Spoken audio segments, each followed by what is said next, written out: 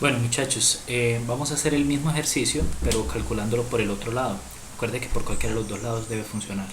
Entonces ya dibujé aquí la cercha, la parte que corresponde al la parte que corresponde al lado izquierdo, o sea a este lado.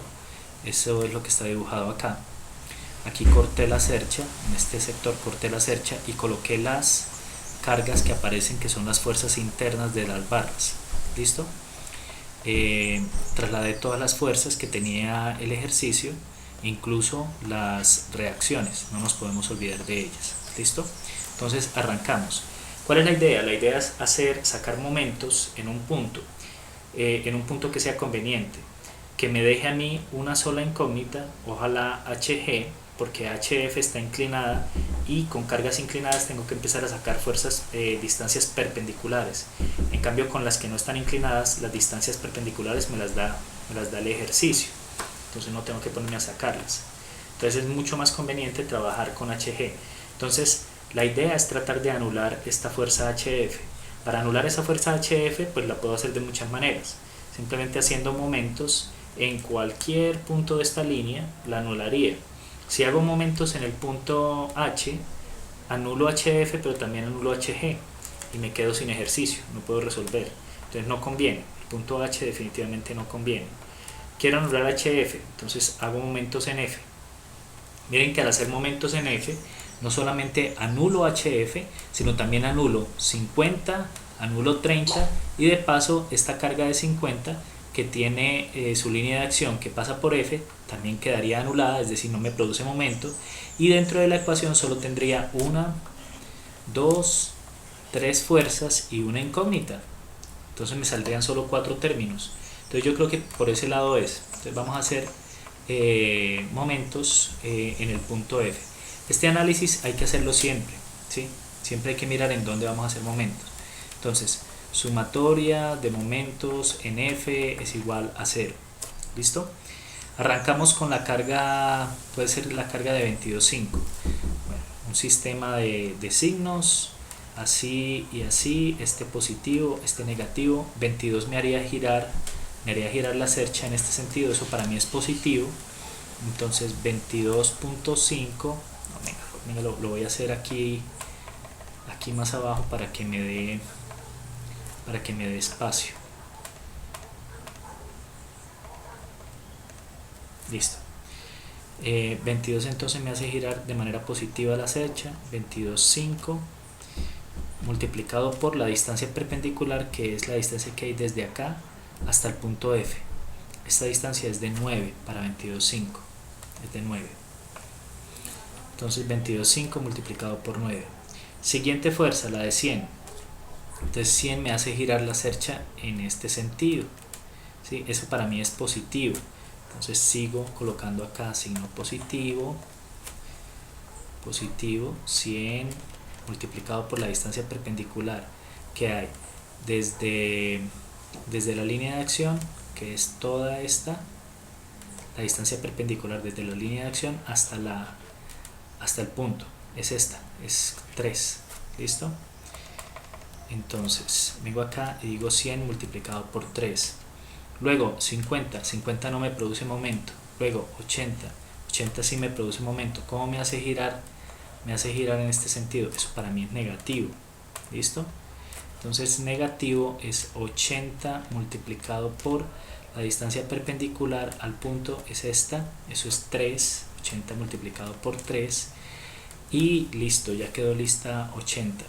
Pasemos a la de 30 no me produce, la de 50 no me produce, la de HG es la única que queda.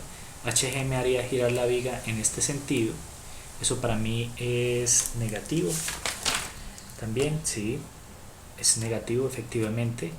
HG multiplicado por la distancia que hay desde la línea de acción perpendicular hasta F, eso es 3. ¿Listo? Entonces HG multiplicado por 3. Muy bien. Esto es igual a 0. Entonces 22.5 multiplicado por 9. Yo no sabría decir cuánto es eso.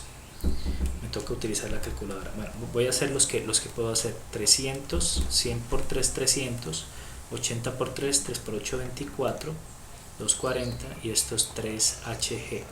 Ahora 22.5 por 9, entonces pues utilicemos la calculadora.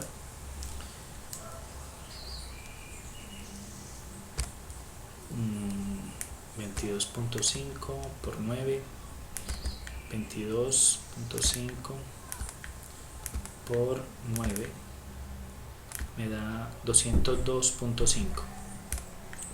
Listo, entonces esto es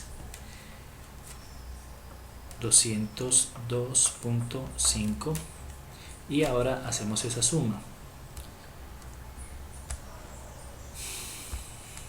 Entonces 202.5 más 300